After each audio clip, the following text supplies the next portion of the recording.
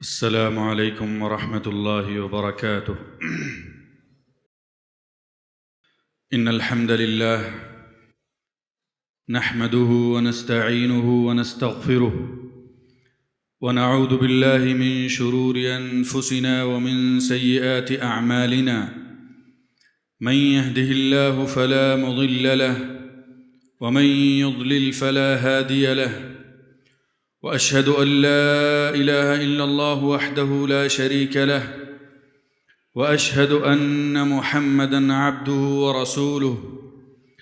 أما بعد، فإن خير الحديث كتاب الله، وخير الهدي هدي محمد صلى الله عليه وسلم، وشر الأمور محدثاتها، وكل محدثة بدعة، وكل بدعة ضلالة، وكل ضلالة في النار. قال الله تعالى في كلامه المجيد: بسم الله الرحمن الرحيم: إلا تنصروه فقد نصره الله إذ أخرجه الذين كفروا ثاني اثنين إذ هما في الغار إذ يقول لصاحبه لا تحزن إن الله معنا. اس عظیم الشان کانفرنس کی اس نشست کے صدر گرامی قدر علماء کرام،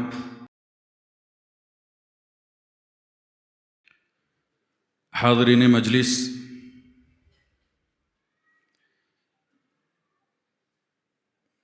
آج کی اس علمی مجلس میں میرا جو موضوع ہے گفتگو کا وہ ہے مقام شیخین حضرت ابوبکر صدیق رضی اللہ تعالی عنہ اور حضرت عمر فاروق رضی اللہ تعالی عنہ.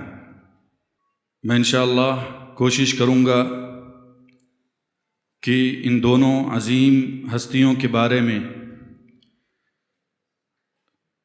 نصوص کی روشنی میں کچھ باتیں آپ حضرات کے سامنے عرض کروں. پہلے حضرت ابوبکر صدیق رضی اللہ تعالی عنہ کے مقام و مرتبے کے بارے میں، پھر اس کے بعد حضرت عمر فاروق رضی اللہ تعالی عنہ کے مقام مرتبہ کے بارے میں. حاضرین گرامی قدر، شیخین کا لفظ جب بنیادی طور پہ بولا جاتا ہے تو اس سے مراد، شیخین سے مراد، جیسا کہ خود عنوان میں وضاحت کی گئی کہ اس سے مراد ابوبکر صدیق رضی اللہ عنہ اور عمر فاروق رضی اللہ تعالی عنہ ہوتے ہیں. اس حوالے سے علماء نے ایک حدیث سے استدلال کیا ہے، اور اس حدیث میں اللہ کے رسول صلی اللہ علیہ وآلہ وسلم نے فرمایا کہ ابو بکر و عمر سیدا کہول اہل الجنہ من الاولین والآخرین، کہ ابو بکر اور عمر رضی اللہ عنہما یہ جنت میں بزرگوں کے سردار ہوں گے. اور اس حدیث کو، یہ حدیث جامع ترمذی کے اندر صحیح اسناد کے ساتھ موجود ہے. شیخ البانی رحمہ اللہ نے اس کو صحیح قرار دیا ہے. اسی طریقے سے امت میں علماء نے آپ کو شیخین کے لقب سے یاد کیا. تو یہ تو عنوان کے بارے میں بات ہوئی. اب آگے بڑھتے ہیں حضرت ابوبکر صدیق رضی اللہ تعالی عنہ کے مقام و مرتبے کے بارے میں. حضرت ابوبکر صدیق رضی اللہ تعالی عنہ خلیفہ اول اللہ کے رسول صلی اللہ علیہ وآلہ وسلم کے انتہائی قریبی اور انتہائی محبوب اور عزیز دوست بھی تھے. اور اللہ سبحانہ و تعالی نے آپ کو، اللہ کے رسول صلی اللہ علیہ وسلم کے بعد علماء امت کا اس بات پر اتفاق ہے کہ آپ اس امت میں سب سے افضل ہیں انبیاء علیہم السلام اور رسول کے بعد. امام ابن تیمیہ رحمہ اللہ نے مجموع فتاویٰ کے اندر اس کی وضاحت فرمائی ہے کہ تمام علماء سلف و خلف میں سارے لوگوں کا اس بات پر اتفاق ہے کہ حضرت ابوبکر صدیق رضی اللہ تعالی عنہ کا مقام اللہ کے رسول صلی اللہ علیہ وسلم کے بعد، یعنی انبیاء اور رسول کے بعد سب سے پہلے ہے. اور اس بات کی وضاحت احادیث کے اندر بھی وارد ہے، اور مختلف احادیث سے اس بات کی وضاحت ہوتی ہے. اللہ کے رسول صلی اللہ علیہ وسلم نے مختلف احادیث میں حضرت ابوبکر اور حضرت عمر کا مقام بتایا ہے. حضرت ابوبکر صدیق رضی اللہ تعالی عنہ نہ صرف یہ کہ افضل امت ہیں بلکہ دنیا کے اندر آپ کو جنت کی بشارت دی گئی، اور عشر مبشرہ میں سے بھی ہیں، اور خاص طور پہ اللہ کے رسول صلی اللہ علیہ وآلہ وسلم نے آپ کو متعدد مقامات پر جنت کی بشارت دی۔ اور اللہ کے رسول صلی اللہ علیہ وسلم کے نزدیک آپ محبوب ترین شخصیت تھے، جیسا کہ ایک حدیث کے اندر اللہ کے رسول صلی اللہ علیہ وسلم نے فرمایا لو كنت متخذا خلیلا لاتخذت ابا بکر خلیلا ولكن اخی وصاحبی۔ یہ صحیح حدیث ہے، اللہ کے رسول صلی اللہ علیہ وآلہ وسلم فرماتے ہیں کہ اگر میں کسی کو دوست بناتا، گہرا دوست بناتا، حقیقی دوست بناتا تو میں ابو بکر کو بناتا، لیکن اسلامی اخوت اور اسلامی بھائی چارگی یہ اپنے آپ میں بہت کافی اور اہم ہے۔ حضرت امام ابن تیمیہ رحمہ اللہ نے حضرت ابو بکر صدیق رضی اللہ تعالی عنہ کے حوالے سے ایک بہت اہم بات کہی، اور آپ نے فرمایا کہ آپ کا گھرانہ جو تھا یہ بیت ایمان تھا۔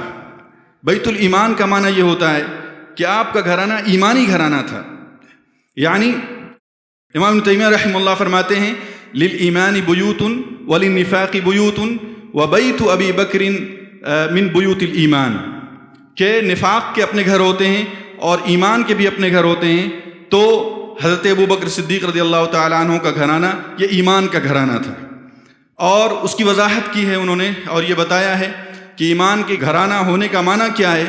اس کا معنی یہ ہے کہ ان کے والد بھی ایمان لائے، ان کی والدہ بھی ایمان لائیں، ان کے بچے بھی ایمان لائے، ان کے پوتے بھی ایمان لائے، سارے لوگ ان کے گھر کے ایمان لائے۔ اور امام ابن تیمیہ رحمہ اللہ نے لکھا ہے کہ یہ وہ خصوصیت ہے جو خصوصیت کسی اور کو حاصل نہیں ہوئی۔ تو یہ بہت ہی اہم اپنے آپ میں گھرانہ ہے، پورا گھرانہ معزز، پورا گھرانہ مکرم، اللہ کے رسول صلی اللہ علیہ وسلم کے ساتھ رہنے کی وجہ سے اور اسلام کی دعوت کو لوگوں تک پہنچانے کی وجہ سے۔ ہم اب مزید آگے بڑھتے ہیں تو قرآن کریم کے حوالے سے خاص طور پہ دیکھتے ہیں، امام ابن تیمیہ رحمہ اللہ نے ذکر کیا ہے کہ قرآن کریم کے اندر یا احادیث کے اندر جتنے بھی نصوص ہیں صحابہ کی مدح میں، صحابہ کی تعریف میں، والسابقون الاولون من المہاجرین والانصار والذین اتبعوہم باحسان لا تسبوا اصحاب، جتنے بھی نصوص قرآن و سنت کے اندر بیان کیے گئے ہیں، امام تیمیہ رحمہ اللہ فرماتے ہیں کہ ان میں سب سے پہلا اطلاق حضرت ابو بکر صدیق رضی اللہ تعالیٰ عنہ پر ہوتا ہے، پھر اس کے بعد حضرت عمر فاروق رضی اللہ تعالیٰ عنہ پر ہوتا ہے، یعنی بنیادی طور پہ سب سے پہلے آپ اس میں شامل ہیں، اس کے بعد باقی صحابہ کرام رضوان اللہ علیہم اجمعین بھی اس خوبی کے اندر اور اس کمال کے اندر شامل ہیں۔ اور اسی طریقے سے امام صاحب مزید امام ابن تیمیہ رحمہ اللہ فرماتے ہیں کہ قرآن کریم کے اندر جہاں کہیں بھی متقین کا لفظ ہے، جہاں کہیں بھی مؤمنین کا لفظ ہے، جہاں کہیں بھی محسنین کا لفظ ہے، یا اہل ایمان کی جہاں پر تعریف کی گئی ہے، ان میں بھی سب سے پہلی مراد حضرت ابو بکر صدیق رضی اللہ تعالی عنہ ہیں، پھر اس کے بعد حضرت عمر فاروق رضی اللہ تعالی عنہ۔ اور مزید آگے بڑھتے ہیں اور یہ دیکھتے ہیں کہ حضرت ابو بکر صدیق رضی اللہ تعالی عنہ کا مقام و مرتبہ جاہلی دور میں کیسا تھا، جاہلی دور کے لوگ آپ کو کس نظر سے دیکھتے تھے اور کیا مقام تھا آپ کا۔ چنانچہ آپ جب اسلام لائے، اس کے بعد جب بہت زیادہ مسلمانوں پر مظالم ڈھائے جانے لگے، اس کے بعد آپ نے حبشہ کی طرف ہجرت کا ارادہ کیا۔ چنانچہ اس وقت جب راستے میں جا رہے تھے تو اس وقت جو ہے ابن الدغنہ یا ابن الدغنہ دونوں طرح کا ضبط پروننسیشن کیا ہے اہل علم نے۔ ابن الدغنہ نے ان کو دیکھا اور ان سے پوچھا کہ ابو بکر کہاں کا ارادہ ہے، کہاں جا رہے ہو؟ صحیح بخاری کے الفاظ ہیں، کہاں جا رہے ہو؟ تو انہوں نے فرمایا کہ میں چھوڑ کر کے جا رہا ہوں، میرا یہاں رہنا مشکل ہو گیا ہے، مسلمانوں کے ساتھ ایسے ایسے مظالم ڈھائے جا رہے ہیں اور میرا عبادت کرنا مشکل ہو رہا ہے۔ چنانچہ ابن الدغنہ نے کہا کہ مثلک لا یخرج ولا یخرج، آپ جیسا آدمی کہیں سے نکالا نہیں جاتا اور نہ آپ جیسا آدمی نکل کر کے کسی وطن سے جا سکتا ہے۔ یہ بہت ہی اہم بات تھی۔ اس کے بعد جو الفاظ ابن الدغنہ نے کہے، اور وہی سیم بالکل الفاظ وہی ہیں جو حضرت خدیجہ رضی اللہ تعالی عنہا نے اللہ کے رسول صلی اللہ علیہ وسلم کو تسلی دیتے ہوئے کہا تھا۔ انہوں نے کہا کہ انک لتصل الرحم وتحمل الکل وتکسب المعدوم وتقری الضیف وتعین علی نوائب الحق۔ آپ کیوں جا رہے ہیں؟ آپ کو جانے کی کیا ضرورت ہے؟ آپ تو صلہ رحمی کرتے ہیں، اعزاء اور اقربا کی خاطرداری کرتے ہیں، اور قلاشوں کے لیے سہارا بن جاتے ہیں، مہمان نوازی کرتے ہیں، لوگوں کے لیے سہارا بنتے ہیں، ان کے لیے آپ ان کو نوازتے ہیں، اور ساتھ ہی ساتھ حق کے معاملات میں جب کوئی مشکل آتی ہے تو اس کے لیے آپ آگے کھڑے ہو جاتے ہیں، اس کے لیے طاقت بن جاتے ہیں۔ تو یہ ابن دغنہ کے الفاظ ہیں، والحق ما شہدت به الاعداء۔ یہ بات گویا کہ اللہ کے رسول صلی اللہ علیہ وسلم کے بارے میں جو حضرت خدیجہ نے فرمائی، ظاہر ہے کہ یہ بات اس وقت اتنی معروف تھی، اور حضرت ابوبکر صدیق رضی اللہ تعالیٰ عنہ کے بارے میں بھی سیم وہی بات، یعنی جو صفات اللہ کے رسول صلی اللہ علیہ وسلم کی بیان کی گئیں، حسن اتفاق دیکھیے کہ سیم بالکل انہی الفاظ کے ساتھ وہی ساری صفات حضرت ابوبکر صدیق رضی اللہ تعالیٰ عنہ کے بارے میں بھی بیان کی گئیں۔ تو یہ اپنے آپ میں بڑی اہمیت کا حامل ہے، اور اس سے پتہ چلتا ہے کہ اسلام لانے سے قبل کے جو مکہ کے حالات تھے، ان حالات میں حضرت ابوبکر صدیق رضی اللہ تعالیٰ عنہ کا مقام کیا تھا۔ چنانچہ آئیے ہم دیکھتے ہیں کہ قرآن کریم کے اندر حضرت ابوبکر صدیق رضی اللہ تعالیٰ عنہ کو کس طرح سے یاد کیا گیا، اور کن الفاظ کے ساتھ یاد کیا گیا، اور کتنی زیادہ اہمیت دی گئی۔ ابھی جو آیت کریمہ شروع میں نے آپ حضرات کے سامنے پڑھی ہے، قرآن کریم کے 4 مقامات ہیں جہاں پہ علماء اور مفسرین کا اتفاق ہے اس بات پر کہ وہاں مراد حضرت ابوبکر صدیق رضی اللہ تعالی عنہ ہی ہیں۔ اس کے علاوہ اور بھی بہت سارے مقامات ہو سکتے ہیں جن میں حضرت ابوبکر صدیق رضی اللہ تعالی عنہ مراد ہیں، لیکن یہ 4 مقامات خاص طور پہ مفسرین نے اجماع کیا ہے، اتفاق کیا ہے۔ اکثر مفسرین نے، خاص طور پہ امام طبری نے اور بعد کے مفسرین میں شیخ عبدالرحمن سعدی وغیرہ رحمہم اللہ نے اس بات کا اعادہ کیا ہے اور اتفاق ظاہر کیا ہے امت کا کہ ان آیات سے مراد حضرت ابوبکر صدیق رضی اللہ تعالی عنہ۔ پہلی آیت کریمہ جو میں نے آپ کے سامنے پڑھی، إِلَّا تَنْصُرُوهُ فَقَدْ نَصَرَهُ اللَّهُ إِذْ أَخْرَجَهُ الَّذِينَ كَفَرُوا ثَانِيَ اثْنَيْنِ إِذْ هُمَا فِي الْغَارِ إِذْ يَقُولُ لِصَاحِبِهِ لَا تَحْزَنْ إِنَّ اللَّهَ مَعَنَا إِلَّا تَنْصُرُوهُ فَقَدْ نَصَرَهُ اللَّهُ۔ اگر تم مدد نہیں کرتے تو اللہ سبحانہ وتعالیٰ نے نبی کی مدد کر دی ہے۔ إِذْ أَخْرَجَهُ الَّذِينَ كَفَرُوا، جبکہ کافروں نے ان کو نکال دیا تھا، ثَانِيَ اثْنَيْنِ، 2 میں سے دوسرے تھے، إِذْ هُمَا فِي الْغَارِ إِذْ هُمَا فِي الْغَارِ إِذْ يَقُولُ لِصَاحِبِهِ، اور وہ دونوں غار کے اندر تھے اور ان میں سے ایک دوسرے سے کہہ رہا تھا لا تحزن ان اللہ معنا، کہ گھبراؤ نہیں، ڈرو نہیں، اللہ ہمارے ساتھ ہے۔ اب اس آیت کریمہ میں جو صاحبی کا لفظ ہے یہ حضرت ابوبکر صدیق رضی اللہ تعالیٰ عنہ کے بارے میں استعمال کیا۔ تو اس آیت کریمہ پر جب غور کرتے ہیں تو پتہ چلتا ہے کہ الا تنصروه فقد نصرہ اللہ، اللہ سبحانہ وتعالیٰ کی جو تائید تھی، اللہ سبحانہ وتعالیٰ کی جو مدد تھی رسول کو، وہ مدد حضرت ابوبکر صدیق کو بھی حاصل ہوئی۔ اذ اخرجہ الذین کفروا، پہلی چیز۔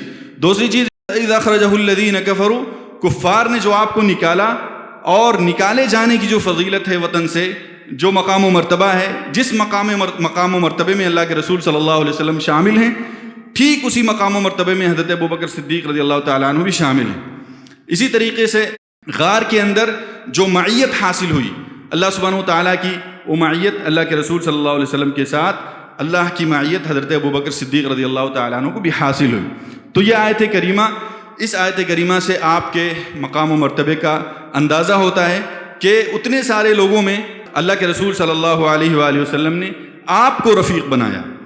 تو اتنے اہم کام کے لیے آپ کا رفیق بنایا جانا آپ کی عظمت اور آپ کے مقام و مرتبے کو واضح کرتا ہے۔ اسی طریقے سے دوسری آیت یا دوسرا مقام قرآن کریم کا، اللہ سبحانہ وتعالیٰ نے فرمایا وَسَيُجَنَّبُهَا الْأَتْقَى الَّذِي يُؤْتِي مَالَهُ يَتَزَكَّى وَمَا لِأَحَدٍ عِندَهُ مِن نِّعْمَةٍ تُجْزَى إِلَّا ابْتِغَاءَ وَجْهِ رَبِّهِ الْأَعْلَى وَلَسَوْفَ يَرْضَىٰ۔ وَسَيُجَنَّبُهَا الْأَتْقَى، ان قریب جو اتقیٰ ہے، سب سے زیادہ متقی اور پرہیزگار ہے، اس کو اللہ سبحانہ وتعالیٰ آگ سے بچا لے گا، آگ سے اس کو بچا لیا جائے گا۔ الذی یؤتی مالہ یتزکیٰ، اور اس کی خصوصیت کیا ہے؟ وہ مال دیتا ہے، لوگوں کو دیتا ہے، انفاق کرتا ہے، خرچ کرتا ہے تاکہ وہ پاکی حاصل کرے، اپنے نفس کا تزکیہ کرے، اپنے آپ کو پاک صاف کرے۔ وما لأحد عنده من نعمة تجزى، اس پر کسی کا احسان نہیں، لوگوں کے کاندھے اس کے احسان سے گرابار ہیں لیکن اس پر کسی کا کوئی احسان نہیں کہ اس لیے یہ چیز دی جا رہی ہے یا انفاق کیا جا رہا ہے، اس مقصد کے تحت نہیں، بلکہ وہ صرف اور صرف الا ابتغاء وجہ رب العالی، اللہ سبحانہ وتعالیٰ کی رضامندی اور اس کی خوشنودی کے لیے ایسا کر رہا ہے۔ وَلَسَوْفَ يَرْضَىٰ، اور اللہ سبحانہ وتعالیٰ ان قریب راضی بھی ہو جائے گا۔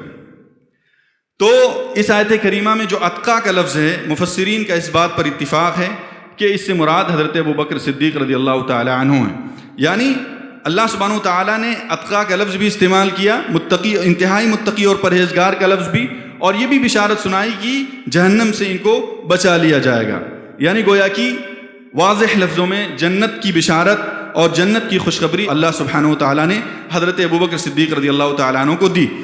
اور اس کے ساتھ ہی ساتھ حضرت ابوبکر صدیق رضی اللہ تعالیٰ عنہ وسیجنبها الاتقى الذي يؤتي ماله، اس کے بعد ان کی صفات بیان کی گئیں کہ اتقا سے مراد کون ہیں اور ان کی صفات کیا ہیں.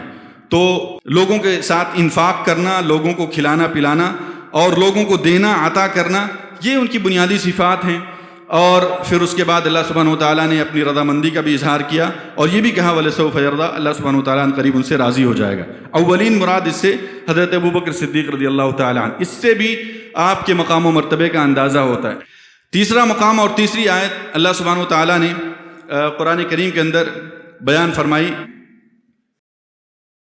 وَلَا يَأْتَلِ أُولُو الْفَضْلِ مِنْكُمْ وَالسَّعَةِ أَنْ يُؤْتُوا أُولِي الْقُرْبَىٰ وَالْمَسَاكِينَ وَالْمُهَاجِرِينَ فِي سَبِيلِ اللَّهِ وَلْيَعْفُوا وَلْيَصْفَحُوا أَلَا تُحِبُّونَ أَن يَغْفِرَ اللَّهُ لَكُمْ وَاللَّهُ غَفُورٌ رَحِيمٌ.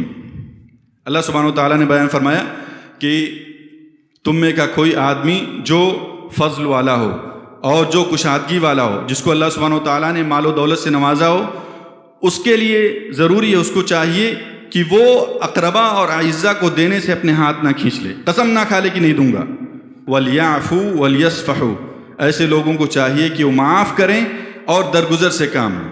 أَلَا تُحِبُّونَ أَن يَغْفِرَ اللَّهُ لَكُمْ، کیا تم چاہتے نہیں ہو کہ اللہ سبحانہ وتعالیٰ تم کو معاف کر دے.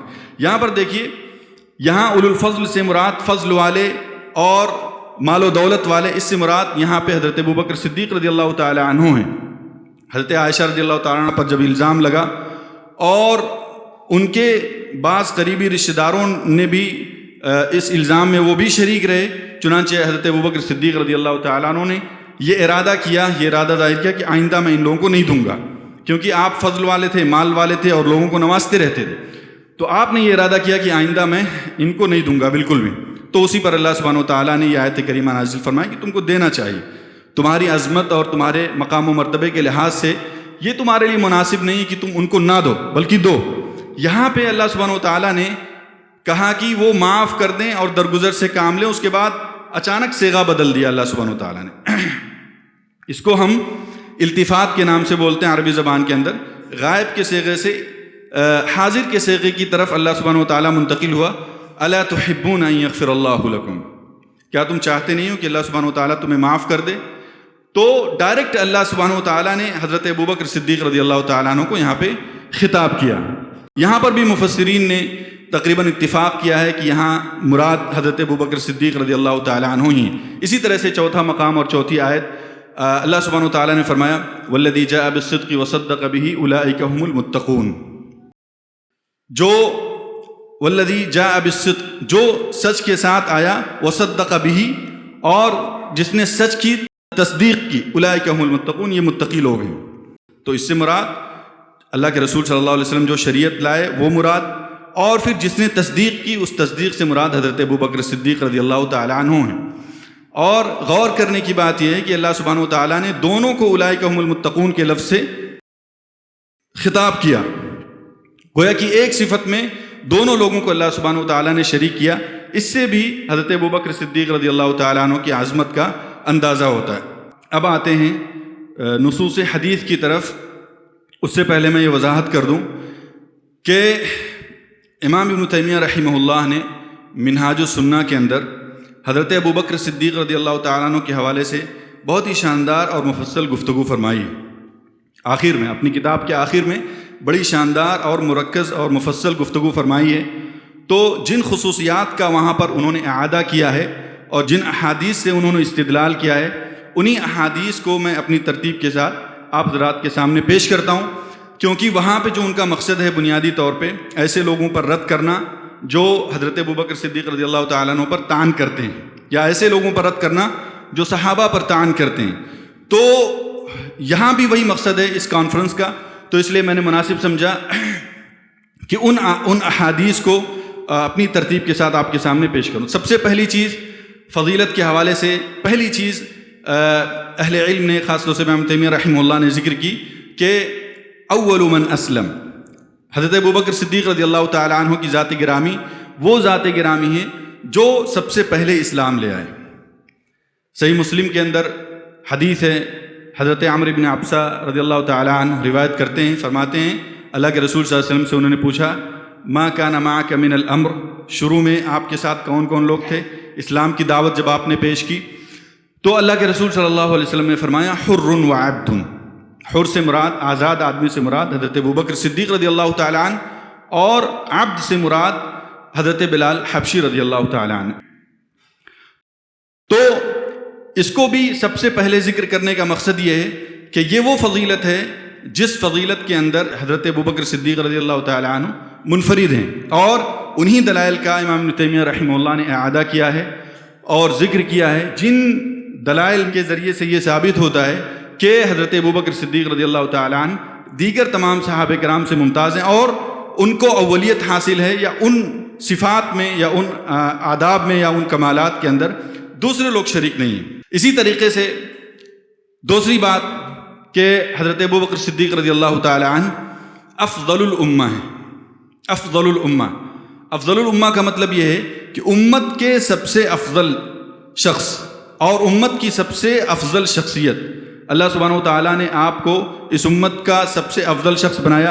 امام تیمیہ رحمہ اللہ نے لکھا ہے کہ اس پر تمام علماء امت کا اتفاق ہے، سلفاً اور خلفاً، شروع سے لے کر کے آخر تک تمام علماء کا اس بات پر اتفاق ہے کہ حضرت ابوبکر صدیق رضی اللہ تعالیٰ اس امت کے سب سے افضل انبیاء علیہم الصلاۃ والسلام اور رسول کے بعد ہیں۔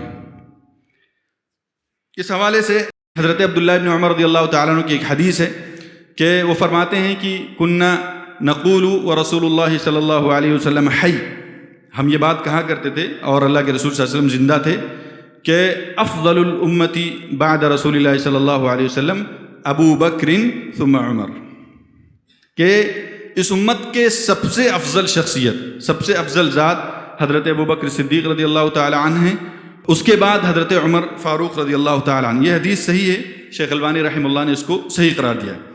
اسی طریقے سے تیسری بات جو امام صاحب رحمہ اللہ نے ذکر کی کہ حضرت ابوبکر صدیق رضی اللہ تعالیٰ عنہ خیر الامہ، خیر الناس ہیں، یعنی لوگوں میں سب سے اچھے۔ ایک تو افضل الامہ اور افضل الناس، اس کے بعد یہ لفظ استعمال کیا گیا کہ خیر الناس ہیں، سب سے اچھے ہیں۔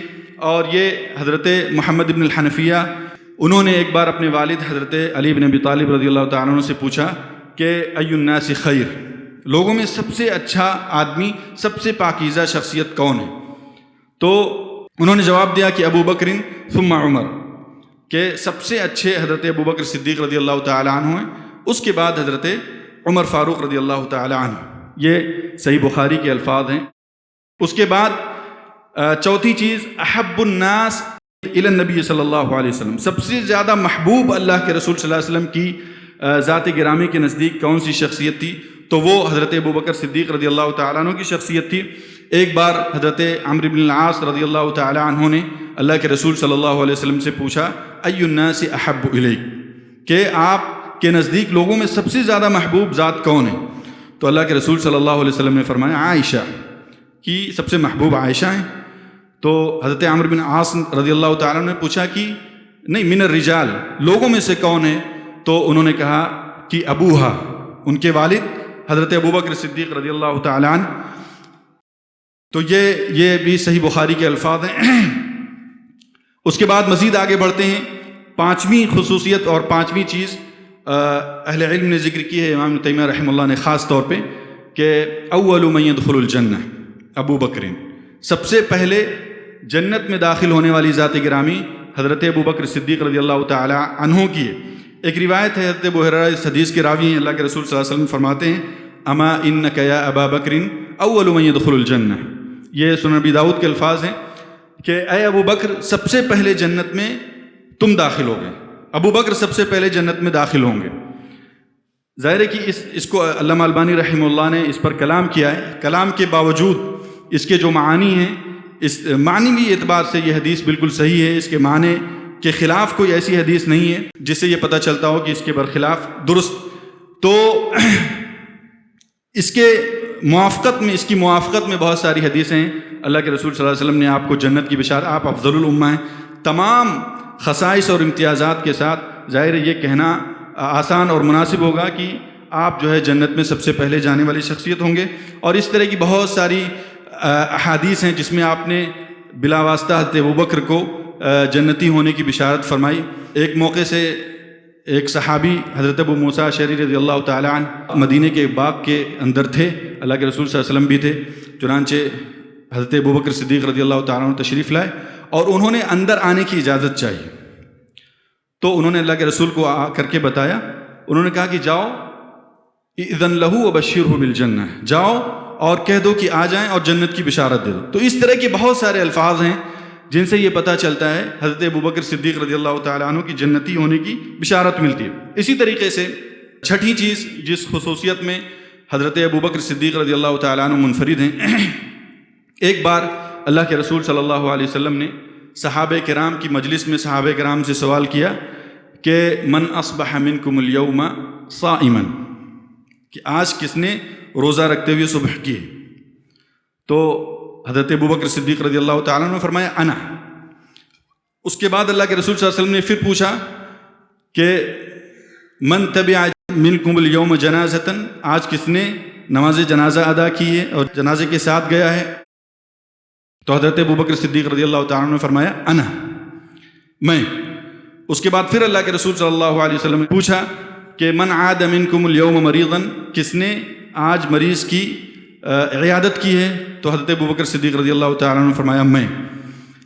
اور اسی طریقے سے اللہ کے رسول صلی اللہ علیہ وسلم نے پھر پوچھا کہ من اطعم اليوم منکم مسکینا، کس نے آج مسکین کو کھانا کھلایا ہے؟ حضرت ابوبکر صدیق رضی اللہ تعالیٰ عنہ نے فرمایا کہ میں نے۔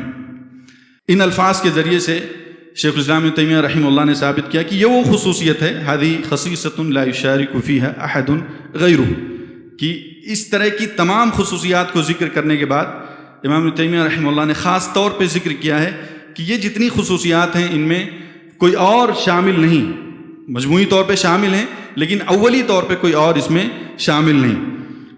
اسی طریقے سے ایک دو اور بہت ساری خصوصیات انہوں نے ذکر کی، ایک دو اور خصوصیت ذکر کر کے میں آگے چلتا ہوں۔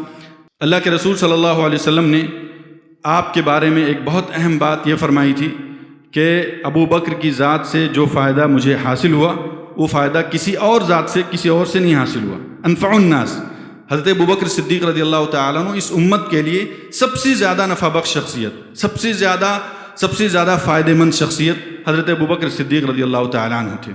اللہ کے رسول صلی اللہ علیہ وسلم نے فرمایا ما نفعنی مال قط ما نفعنی مال ابی بکر رضی اللہ تعالیٰ عنہ، کہ ابو بکر کے مال نے جتنا زیادہ مجھے نفع پہنچایا اور فائدہ پہنچایا اتنا کسی اور کے مال نے اتنا زیادہ فائدہ نہیں پہنچایا۔ تو یہ خاص طور پہ کچھ اہم خصوصیات تھیں۔ ایک اور خصوصیت، اہم ترین خصوصیت، اللہ کے رسول صلی اللہ علیہ وسلم نے اسی حوالے سے فرمایا کہ سب سے زیادہ احسانات میرے اوپر ابو بکر صدیق رضی اللہ تعالیٰ عنہ کے ہیں۔ اللہ کے رسول صلی اللہ علیہ وسلم نے فرمایا ہے کہ ان امن الناس علی فی صحبتہ ومالی ابو بکر، کہ میرے اوپر سب سے زیادہ صحبت اور مال کے اعتبار سے جس کا احسان ہے وہ حضرت ابو بکر صدیق رضی اللہ تعالیٰ عنہ۔ تو ان خصوصیات کے ساتھ یہ کہنا درست ہوگا کہ حضرت ابو بکر صدیق رضی اللہ تعالیٰ عنہ، یہ ساری وہ خصوصیات ہیں جن کو امام ابن تیمیہ رحمہ اللہ نے اپنی کتاب منہاج السنہ کے اندر ذکر کیا ہے۔ آپ میں سے کوئی دیکھنا چاہے تو اسے دیکھ لے، اور یہ جو باتیں میں نے پیش کی ہیں گویا کہ آپ نے وہ ساری چیزیں وہاں سے دیکھ لیں، اس کا اختصار اور اس کا خلاصہ میں نے یہاں پہ پیش کر دیا۔ اسی طریقے سے آگے بڑھتے ہیں۔ حضرت ابو بکر صدیق رضی اللہ تعالیٰ عنہ کے مختصر اختصار کے ساتھ کہ اہم کارنامے کیا تھے۔ تین بنیادی طور پہ حضرت ابو بکر صدیق رضی اللہ تعالیٰ عنہ کے کارنامے تھے۔ سب سے پہلی چیز جمع القرآن، آپ نے قرآن کریم کو جمع کیا۔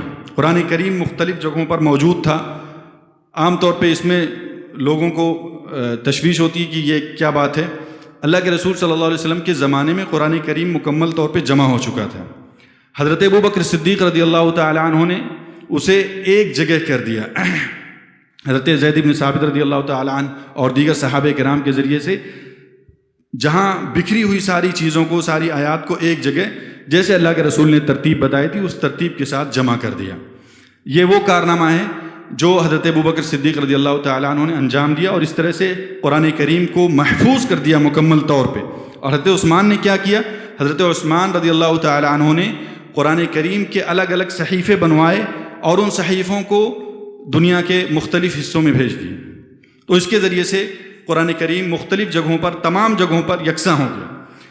تو یہ سب سے عظیم اور اہم چیز تھی۔ اور اسی طریقے سے دوسری چیز فتنہ ارتداد کی سرکوبی حضرت ابوبکر صدیق رضی اللہ تعالیٰ عنہ نے کی، اور اس وقت بہت سے، جب اللہ کے رسول کا انتقال ہوا تو بہت سے قبائل نے اسلام کے حوالے سے بہت ساری چیزوں کا انکار کرنا شروع کیا، خاص طور پہ اس میں زکوٰۃ کا مسئلہ تھا، زکوٰۃ دینے سے انکار کیا۔ تو حضرت ابوبکر صدیق رضی اللہ تعالیٰ عنہ نے تاریخی جملہ فرمایا اور انہوں نے کہا واللہ لو منعونی عقالا او عناقا كانوا يؤدونها الى رسول اللہ صلی اللہ علیہ وسلم لقاتلتهم، کہ اگر وہ ایک رسی یا ایک بکری کا چھوٹا بچہ زکوٰۃ میں دینے سے اگر آج منع کریں گے، اللہ کی قسم میں ان سے قتال کروں گا۔ تو حضرت ابوبکر صدیق رضی اللہ تعالیٰ عنہ کے اس دور اندیشانہ موقف کی وجہ سے وہ جو فتنہ تھا، فتنہ ارتداد، وہ ختم ہو گیا۔ مختلف صحابہ کرام کو بھیجا اس طرح سے، اور وہاں سے وہ فتنہ دھیرے دھیرے ختم ہو گیا۔ تیسری چیز جو اہم ترین کارنامہ تھا وہ لشکر اسامہ کی روانگی تھی۔ اللہ کے رسول صلی اللہ علیہ وسلم نے حضرت اسامہ بن زید کو لشکر کے ساتھ بھیجا تھا۔ مختلف قبائل اور مختلف جگہوں پہ جب لوگوں نے اسلام کے خلاف ریشہ دوانیاں کی اور فتنے اٹھنے لگے نبوت کے، تو اس وقت بھیجا تھا، اللہ کے رسول صلی اللہ علیہ وسلم نے بھیجا تھا۔ اسی دوران انتقال ہوا، اور پھر حضرت ابوبکر صدیق رضی اللہ تعالیٰ نے اس کو بھیجا اور کہا، تاریخی جملہ کہا کہ اگر مجھے پتہ چل جائے کہ پرندے مجھے نوچ کھائیں گے، اس کے باوجود بھی میں یہ لشکر بھیجوں گا، کیونکہ اللہ کے رسول صلی اللہ علیہ وسلم کا حکم تھا۔ تو یہ تین اہم کارنامے حضرت ابوبکر صدیق رضی اللہ تعالیٰ عنہ کے تھے۔ اس طرح سے حضرت ابوبکر صدیق رضی اللہ تعالیٰ عنہ کی عظمت نمایاں ہوتی ہے ان تمام نصوص اور ان تمام قرآن کے نصوص اور احادیث کے نصوص کے حوالے سے یہ ساری باتیں پتہ چلتی ہیں، اور حضرت ابوبکر صدیق رضی اللہ تعالیٰ عنہ کی عظمت کا اندازہ ہوتا ہے۔ اب آتے ہیں حضرت عمر فاروق رضی اللہ تعالیٰ عنہ کے حوالے سے کچھ باتیں اختصار کے ساتھ میں پیش کر کے انشاءاللہ اپنی بات کو مکمل کرتا ہوں۔ بہت سارے نصوص جو آپ کے سامنے پیش کیے گئے، ان نصوص میں بہت سے مقامات پہ حضرت ابوبکر کا نام پہلے آیا، پھر دوسرے نمبر پر حضرت عمر فاروق رضی اللہ تعالیٰ عنہ کا نام آیا۔ ان تمام نصوص سے پتہ چلتا ہے کہ اسلام کے اندر بنیادی طور پہ حضرت ابوبکر کا پہلا مقام ہے، اور دوسرا مقام حضرت عمر فاروق رضی اللہ تعالیٰ عنہ کا ہے۔ امام ابن تیمیہ رحمہ اللہ نے لکھا ہے کہ اس پر تمام علماء سلف و خلف کا اتفاق ہے۔ تو پہلے نمبر پر حضرت ابوبکر صدیق رضی اللہ تعالیٰ عنہ ہیں۔ امت اسلام کے اندر اہمیت، افضلیت، مقام و مرتبہ کے اعتبار سے، خدمات کے اعتبار سے، اسلام کے حوالے سے، جانفشانی کے حوالے سے، اور جو خدمات اسلام کی اور جو سربلندی اسلام کو ان کے ذریعے سے حاصل ہوئی، اس کی کوئی مثال اور اس کی کوئی نظیر نہیں۔ اللہ کے رسول صلی اللہ علیہ وسلم نے آپ کے لیے خاص طور پہ دو لوگوں کے لیے دعا کی تھی کہ ان کے ذریعے سے اسلام کو طاقتور بنا دے۔ اللہ کے رسول صلی اللہ علیہ وسلم نے فرمایا تھا، اللہم اعز الاسلام باحب هذین الرجلین الیک بابی جہل وعمر بن الخطاب رضی اللہ تعالی عنہ، کہ اے اللہ سبحانہ و تعالی حضرت عمر رضی اللہ تعالی عنہ اور ابو جہل میں سے دو جو آپ کے نزدیک زیادہ بہتر ہوں، ان کے ذریعے سے اسلام کو طاقتور بنا دے۔ حضرت عبداللہ بن مسعود نے فرمایا کہ جب حضرت عمر اسلام کے اندر داخل ہوئے تو ہمیں عزت، عظمت اور شوکت کا اندازہ ہوا، اس طریقے سے ہم بہت ہی طاقت میں آئے اور کفار مکہ ہم سے ڈرنے لگے۔ قرآن کریم کے اندر جو بات میں نے شروع میں کہی تھی، اسی بات کا اعادہ ایک بار پھر سے کرتا ہوں۔ قرآن کریم کے اندر جہاں کہیں بھی صحابہ کرام کا ذکر ہے، امام ابن تیمیہ نے اس بات کو بار بار کوٹ کیا اور اہمیت دی ہے کہ جہاں کہیں بھی صحابہ کے بارے میں بات کی گئی ہے، یا اسی طریقے سے احادیث میں جہاں کہیں بھی صحابہ کی مدح کی گئی ہے، تعریف کی گئی، ان میں سے سب سے پہلے حضرت ابوبکر داخل ہیں، اور دوسرے نمبر پر حضرت عمر فاروق رضی اللہ تعالیٰ عنہ خاص طور پہ داخل ہیں۔ اس سے اندازہ ہوتا ہے کہ آپ کا مقام حضرت ابوبکر کے بعد امت کا سب سے اہم اور بلند مقام ہے۔ ایک اہم چیز قرآن کے حوالے سے میں ذکر کروں کہ حضرت عمر بن خطاب رضی اللہ تعالیٰ عنہ کو یہ خصوصیت حاصل تھی کہ قرآن کریم کے اندر اللہ سبحانہ و تعالیٰ نے آپ کی موافقت میں متعدد آیات جو ہے وہ نازل فرمائیں۔ مفسرین نے، علماء نے بہت ساری آیت ذکر کی ہیں، لیکن میں یہاں خاص طور پہ صحیح حدیث کی روشنی میں کچھ آیت کا تذکرہ کرتا ہوں۔ حضرت عمر بن خطاب رضی اللہ تعالیٰ عنہ کی خواہش تھی کہ مقام ابراہیم کے پاس مصلی اور نماز کی جگہ ہو جائے۔ چنانچہ اللہ سبحانہ وتعالیٰ نے قرآن کریم کی آیت نازل فرمائی وَاتَّخِذُوا مِن مَّقَامِ إِبْرَاهِيمَ مُصَلًّى۔ تو یہ گویا کہ حضرت عمر کی عظمت کا بیان ہے کہ آپ نے خواہش ظاہر کی، ارادہ ظاہر کیا اور اللہ تعالیٰ نے اس کی تکمیل فرما دی۔ اسی طریقے سے شراب کے بارے میں قرآن کریم میں جب آیت نازل ہوئی تو حضرت عمر بن خطاب نے کہا، دوسری چیز حضرت عمر بن خطاب رضی اللہ تعالیٰ عنہ نے کہا اللہم بین لنا بیانا شافیا فی الخمر، خمر کے بارے میں، شراب کے بارے میں واضح اور شافی بیان اللہ سبحانہ و تعالیٰ بیان کر دے۔ چنانچہ یہ آیت کریمہ نازل ہوئی یا ایھا الذین آمنوا لا تقربوا الصلاۃ وانتم سکارى، تو اس سے یہ طے ہو گیا شراب کی حرمت اور شراب کی ناپاکی کا اندازہ اہل علم کو ہو گیا، مسلمانوں کو ہو گیا خاص طور پر۔ اسی طریقے سے تیسری چیز، تیسرا مقام جہاں پہ اللہ سبحانہ و تعالیٰ نے موافقت کی، جنگ بدر کے موقع پر 70 مشرکین جب گرفتار ہوئے تو 70 مشرکین کی گرفتاری کے بعد حضرت ابوبکر صدیق رضی اللہ تعالیٰ عنہ اور حضرت عمر رضی اللہ تعالیٰ عنہ کو بلا کر کے اللہ کے رسول صلی اللہ علیہ وآلہ وسلم نے مشورہ کیا کہ ان کا کیا کیا جائے۔ تو حضرت ابوبکر نے کہا کہ فدیہ لے کر کے چھوڑ دیجئے، حضرت عمر نے کہا کہ ان کو جو ہے وہ قتل کر دیا جائے۔ اللہ کے رسول صلی اللہ علیہ وسلم نے حضرت ابوبکر کی بات مانی، چنانچہ اس سلسلے میں یہ آیت کریمہ نازل ہوئی ما کان لنبی ان یکون له اسرى حتى یثخن فی الارض تريدون عرض الدنیا واللہ یرید الآخرہ۔ یہ آیت کریمہ نازل ہوئی اور اس میں حضرت عمر بن خطاب رضی اللہ تعالی عنہ کی موافقت کا بیان تھا۔ تو اس سے بھی پتہ چلتا ہے کہ کس طرح سے قرآن کریم نے حضرت عمر رضی اللہ تعالی عنہ کی موافقت کی۔ اسی طرح سے پانچویں چیز، عبداللہ ابن ابی بن سلول جو کہ رئیس المنافقین تھا، اس کا جب انتقال ہوا تو ان کے فرزند آئے اور اللہ کے رسول صلی اللہ علیہ وسلم سے کہا کہ آپ نماز جنازہ پڑھا دیجیے۔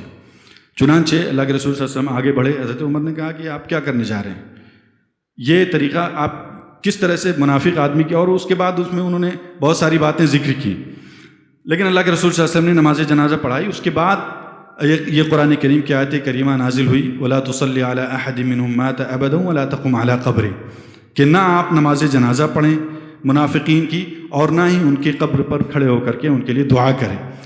یہ وہ مقامات تھے جن مقامات میں حضرت عمر فاروق رضی اللہ تعالیٰ عنہ کی اللہ سبحانہ و تعالیٰ نے موافقت کی۔